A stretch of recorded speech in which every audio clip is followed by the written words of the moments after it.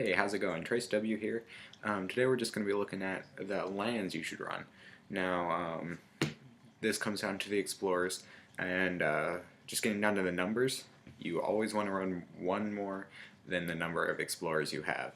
I run 7 explorers, and therefore I run 8 lands. Um, Lands, their abilities are probably the least of all the abilities on cards because they can only be gotten when you play an explorer. Um, Now, explorers are great because they get you 2 cards, which you don't really think about, but they do. So you want to be sure that these cards give you a good utility. With all my lands, I'm always sure that they give you some sort of morale. Something like Argentina. It says for the first turn, sacrifice 1,000 strength points in this land, so you only lose 1,000 for the first turn, but permanently increase your morale by 500. That's a land. You get that with an explorer. That's an amazing deal. You want to be sure that you always have just strength really isn't consequential, especially if you're going to be winning in the 4th turn.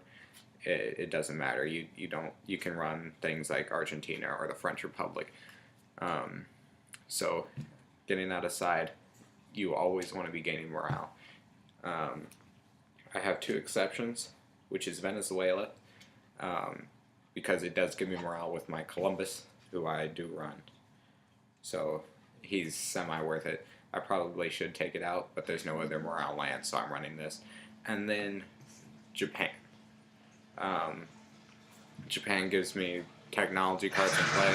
There are a lot of technology cards that give you morale, so I figured I can just use that. So you always want to have good utility. Don't pick something that will damage you, or not damage you, but not further your game. Something like strength or defense. And now we have our explorers. As I said, I've run Christopher Columbus because he combos with my land. I run King Godfred. I'm just giving you cards, my reasoning, so you're getting a taste of my deck here. King Godfred, because he's an interrupt, so if somebody destroys my only land, I can interrupt him down, and I get a land. Same with Ernest Shackleton. Can interrupt him, you get a land. Then there's the new Sir Franklin Francis Cozier, who basically lets you search through your land deck and get whatever land you want. So, of course, that means I get Argentina, something like that. Now I have Allenby Shepard, easy 300 morale. Zebulon Pike, he gives me 300, and if I fight a Spanish card the first time, it gives me another 200. I've never used that second ability. There's not a lot of Spanish cards for him to fight within the first 4 turns, but it's still a pretty good one. And then for the final thing is Leif Erikson. Now it says discover a coastal land, so that means you get to look through your deck for a coastal land, which I kind of forget about sometimes.